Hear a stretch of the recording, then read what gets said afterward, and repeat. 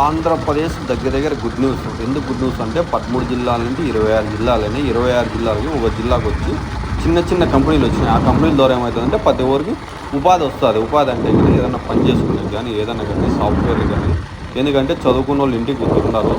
దగ్గర ఎన్ని వచ్చినాయంటే ముందు పాత గవర్నమెంట్లో 1000 నుండి 10,000 కంపెనీలు వచ్చినాయి. అంటే 1000 నుండి చిన్నవి పెద్దవి అన్ని కంపెనీలు దగ్గర ఉపాధికి. ఎందుకంటే ముందు వైఎస్ఆర్ గవర్నమెంట్లో దగ్గర 1000 నుండి 10,000 కంపెనీలు వచ్చినాయి. విశాఖపట్నం ఏమి, కడప ఏమి, కర్నూలు ఏమి, విజయనగరం ఏమి, అనంతపురం ఏమి, సత్యసాయి జిల్లా అయితేమి, అన్నవరం అయితేమి, ఇట్లా చెప్పుకుంటూ పోతే 26 జిల్లాలకు కంపెనీలు అయితే భారీ స్థాయిలో వచ్చినాయి ముందున్న గవర్నమెంట్. ఈ గవర్నమెంట్ 1 ఇయర్ నుండి ఇంతవరకు 2 కంపెనీలు కూడా తేలే. కానీ మన లోకేష్ ఏం చేస్తున్నాడంటే ఈ కంపెనీలో రిబ్బన్ కటింగ్ చేస్తున్నాడు. రిబ్బన్ కటింగ్ చేసుకొని నేను వచ్చిన ఈ కంపెనీలు అంటున్నాడు.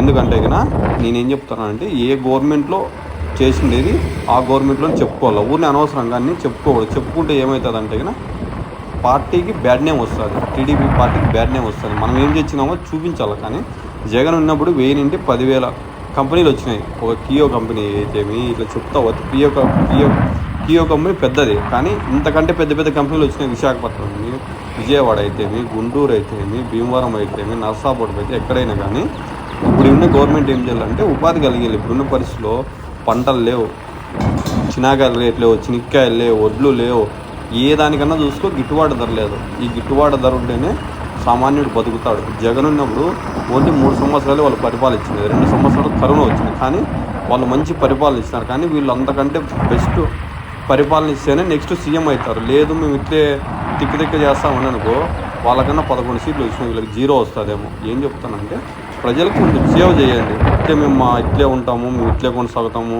మాది ఇట్లేను అంటే అనుకో 2029లో వీళ్ళకి 0 కూడా వస్తుందో రాదో కూడా